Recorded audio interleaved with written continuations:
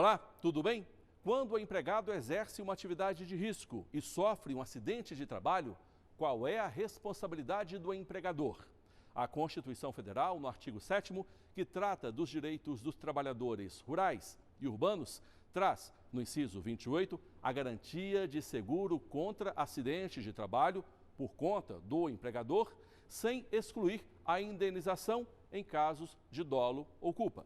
Já o Código Civil, no artigo 927, em seu parágrafo único, diz que haverá reparação de danos, independentemente de culpa, nos casos estabelecidos em lei. Ou ainda, quando a atividade normalmente desenvolvida pelo autor do dano implicar em riscos. Temos ainda a CLT, artigo 193, que estabelece o que são operações ou atividades perigosas. Hoje, o que define a atividade de risco é a legislação. Porém, a jurisprudência tem deixado aberta a possibilidade do juiz julgar caso a caso se aquela atividade, se aquele acidente ou atividade que é realizado pelo trabalhador é uma atividade de risco ou não. Na verdade, a CLT é uma das legislações que tem a previsão legal, né, que limita, inclusive, que é 193 da CLT, que trata dos trabalhadores que mexem com inflamáveis, com químicos perigosos e com risco de roubos, assaltos, né, atividades de segurança de valores, transporte de valores.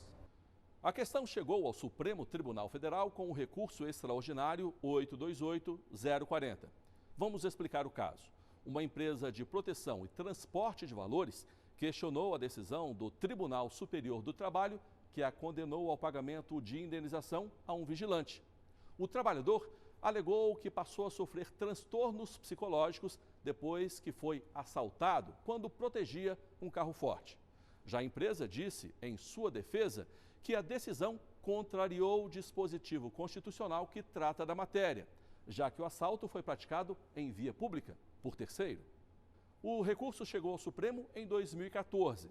Em 2017, no plenário virtual, os ministros reconheceram por maioria a repercussão geral do tema. No dia 4 de setembro de 2019, o recurso extraordinário começou a ser analisado em plenário. A sessão foi conduzida pelo vice-presidente da Corte, ministro Luiz Fux. O tema que vai ser debatido é o tema 232 da repercussão geral, que versa sobre a possibilidade de responsabilização objetiva do empregador por danos decorrentes de acidentes de trabalho. Como ocorre, a repercussão geral suspende os processos até que a tese seja definida. Nós temos 325 processos sobrestados. O recurso ordinário é 8248040. Eu vou, então, chamar a tribuna para se manifestar na ordem da inscrição. Como relator do recurso extraordinário, o ministro Alexandre de Moraes foi o primeiro a se manifestar e fez a leitura do relatório. A parte alega ofensa aos artigos 5º, inciso 2, 10, 27 e artigo 7º, 37, artigo 7º, 28 da Constituição, afirmando que foram deferidas indenizações por danos materiais e moral nos autos, inexistindo a condição legal para tal, pois não agiu a recorrente em conduta dolosa ou culposa para a provocação da moléstia da parte recorrida, e não ocorrendo, portanto, ofensa à dignidade da pessoa humana e não havendo nexo de causalidade entre o assalto a carro forte. O caso concreto se trata de um roubo a carro forte. Após o tiroteio, ocorreu o tiroteio e um dos seguranças, um dos servidores da empresa de carro forte teve, em virtude do tiroteio, teve sequelas psíquicas. Não foi atingido, mas teve sequelas psíquicas. A recorrida, em contra-razões, o recorrente alega que o artigo 7º caput da Constituição permite a extensão para determinadas hipóteses da responsabilidade civil subjetiva para objetiva. O tribunal, como Vossa Excelência já adiantou, reconheceu a repercussão geral, é o tema 932, que discute, abre aspas, possibilidade de responsabilização objetiva do empregador por danos decorrentes de acidentes de trabalho, é o relatório. Para a defesa da empresa empregadora, a Constituição é clara ao tratar da responsabilidade objetiva e subjetiva. O seguro contra acidente do trabalho é o risco objetivo da empresa, porque quem paga o seguro é a empresa através da Previdência Social. Então, o empregado, o trabalhador, ele tem todo o sistema de saúde, toda a cobertura com relação a doenças dentro do risco objetivo, independentemente do acidente de trabalho ser de uma empresa ou de outra, ou como ser. Enquanto que, havendo risco subjetivo, tem mais a indenização por dano moral, material ou existencial. Senhores ministros, o empregado já recebe a indenização previdenciária. O empregado tem regulamentada em norma trabalhista constitucional a indenização. O empregado tem direito à periculosidade quando trabalha em empresa de risco. E, finalmente, senhor presidente, a legislação trabalhista não é omissa sobre a matéria. Por essas razões é que se pede o provimento do recurso. Já para o advogado do trabalhador, os riscos devem ser assumidos pelos empregadores, que exploram a atividade econômica. A relação de trabalho está estruturada em cima desse princípio. É o empregador quem deve assumir os riscos da atividade econômica.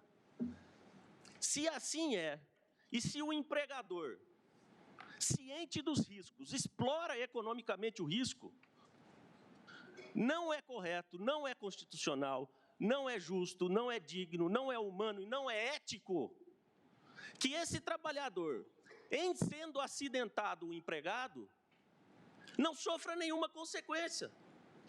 E o empregado pague com o seu próprio corpo as consequências de um risco que deve ser, por força de lei, do empresário. Antes de dar prosseguimento ao julgamento do recurso extraordinário, vamos entender melhor qual é a diferença entre responsabilidade objetiva e responsabilidade subjetiva. A responsabilidade subjetiva é a responsabilidade que exige a comprovação da culpa do agente no fato danoso. Então, exige uma apuração para saber se, de fato, o agente foi o culpado ou não. Por isso que é chamada de subjetiva, porque ela precisa de um estudo para saber se, de fato, aquele agente é ou não o causador do dano. E a objetiva é aquela que é uma culpa que ela é presumida em razão da atividade, né? No caso dos trabalhadores, é uma culpa presumida em razão da atividade que explora o seu empregador, que é uma atividade que dá risco, né? Que traz risco ao trabalhador, né? Como posto de gasolina, transporte de valores, novamente. Após a participação de Amit Cury, que falaram em nome de uma empresa de transportes, da Confederação Nacional da Indústria e da Confederação Nacional dos Transportes, o ministro Alexandre de Moraes votou e indeferiu o recurso extraordinário. No caso concreto, a atividade exercida pelo recorrido já está enquadrada na CLT como atividade perigosa, artigo 193, inciso 2º. Então, obviamente, aqui não há nenhuma, ao meu ver, não há nenhuma dúvida de que o risco é inerente à atividade de segurança patrimonial armado de carro forte. Óbvio que isso gera um risco. Então, em relação ao caso concreto, eu voto pelo desprovimento do recurso extraordinário por essas razões. Em relação à tese, fica um pouquinho grande, mas eu já mandei para os colegas, eu proponho a seguinte tese: o artigo 927, parágrafo único do Código Civil é compatível com o artigo 7º, 28 da Constituição, sendo constitucional a responsabilização objetiva do empregador por danos decorrentes de acidentes de trabalho, nos casos especificados em lei ou quando a atividade normalmente desenvolvida, por sua natureza, apresentar risco especial, com potencialidade lesiva e implicar ao trabalhador ônus maior do que aos demais membros da coletividade. O grande julgamento faz uma pausa. A gente volta daqui a pouquinho com os votos dos demais ministros.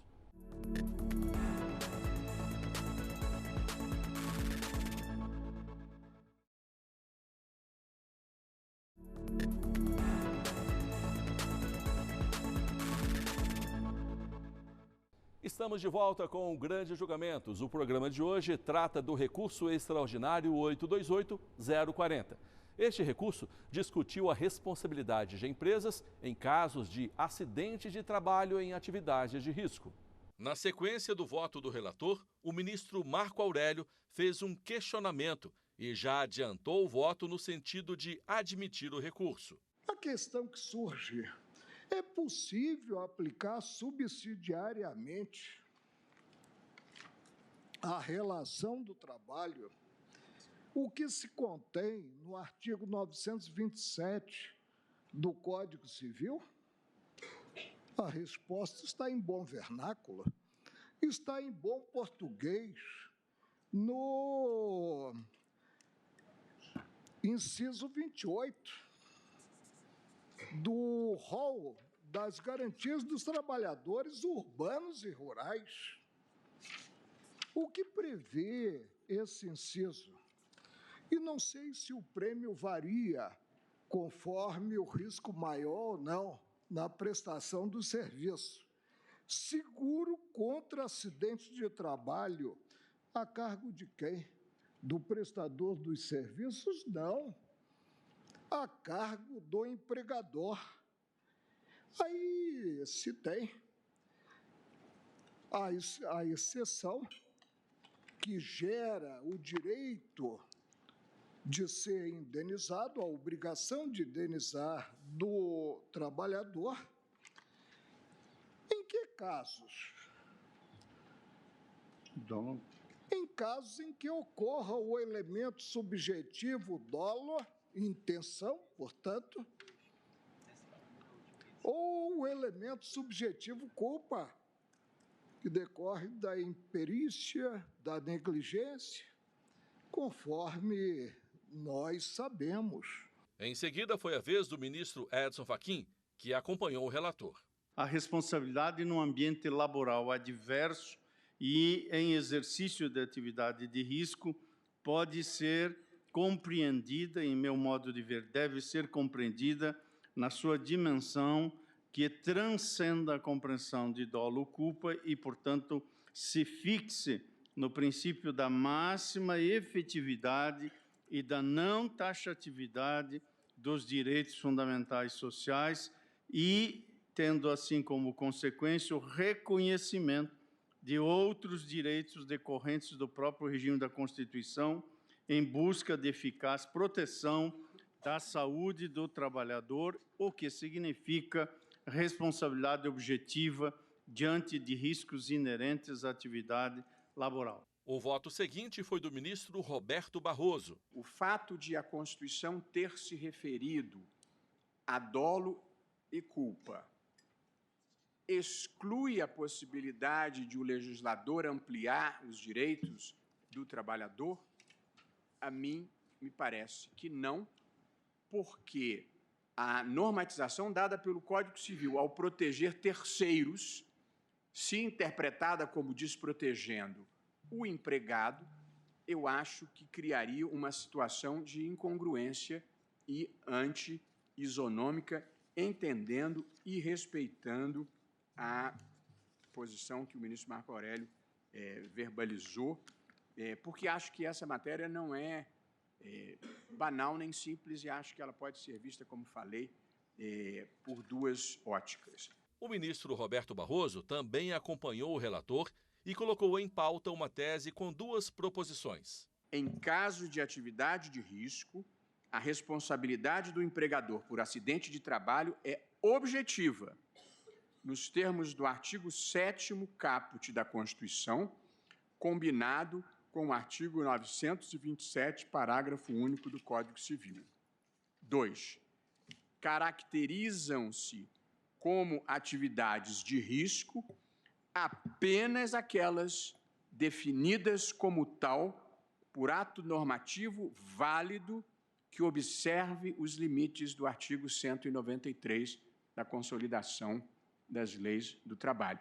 Portanto, eu fiz questão de destacar que a responsabilidade é objetiva, porque o legislador quis, mas risco é limitado ao que está estabelecido no artigo 193 da CLT. A ministra Rosa Weber também acompanhou o voto do relator. Resta a questão, o artigo 7º é taxativo, ele restringe os direitos fundamentais sociais do trabalhador ou ele admite a ampliação? E, a meu juízo, a norma inserida no caput é expressa ao assegurar essa visão mais ampla, e daí a aplicação supletiva do Código Civil, que, a meu juízo, se impõe com todo o respeito, repito, às compreensões contrárias. O voto da ministra Carmen Lúcia também foi no sentido de reconhecer que a empresa tem responsabilidade objetiva. O que se vê aqui, até agora, com uma divergência, mas com o encaminhamento de uma interpretação que se põe no sentido de prestigiar os direitos constitucionais dos trabalhadores previstos e, no caso específico da responsabilidade, acoplando agora a norma do parágrafo único do artigo 927 do Código Civil, que, para mim, tal como já foi explicitada, caracterizada devidamente e em limites específicos, o que se considere risco, tenho como inteiramente aplicável, senhor presidente, somando-se, portanto, a questão acidentária, do seguro acidentário, também a possibilidade da indenização, que tenho por absolutamente legítimo e coerente com os princípios constitucionais e protetivos do trabalhador, razão pela qual, senhor presidente, eu estou votando no sentido de negar provimento a recurso, no mesmo sentido do ministro relator, com as vênias da divergência. O ministro Ricardo Lewandowski ressaltou que a Constituição estabelece um complexo mínimo de direitos do trabalhador, o que não exclui outros que estejam previstos, seja para o próprio empregado ou para o cidadão, de forma geral. São direitos complementares que não são mutuamente excludentes, portanto, eu também adoto a tese explicitada e muito bem explicitada, com a devida vênia do ministro Marco Aurélio pelo relator, ministro Alexandre de Moraes, nego o provimento ao recurso e também, desde logo, eu manifesto a minha adesão à tese proposta pelo relator, sem prejuízo, eventualmente, a partir das discussões, poder reformulada. Como voto, senhor presidente?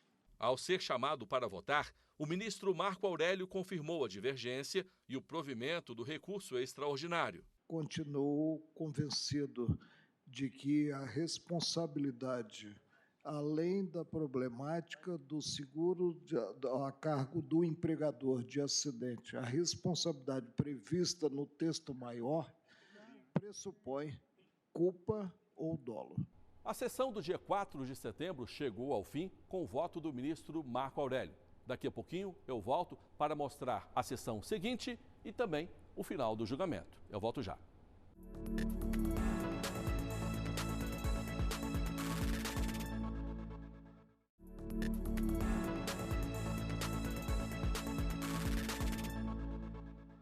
Estamos de volta com Grandes Julgamentos. O programa de hoje mostra como foi o julgamento do recurso extraordinário 828-040, que trata da responsabilidade do empregador em relação ao empregado em casos de acidentes de trabalho em atividades de risco.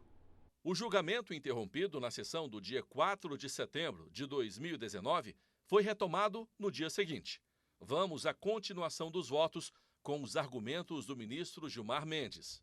Apenas nos casos em que haja lei em sentido formal e material, considerando determinada atividade como de risco, é que se aplica a disposição normativa do parágrafo único do artigo 927 do Código Civil, admitindo-se no ordenamento jurídico vigente a responsabilidade objetiva do empregador nas hipóteses de atividade de risco que envolvem a exposição permanente do trabalhador às hipóteses dos incisos do artigo 193 da CLT. Por isso, presidente, com essas delimitações, eu estou votando, porque no caso específico é um caso de segurança,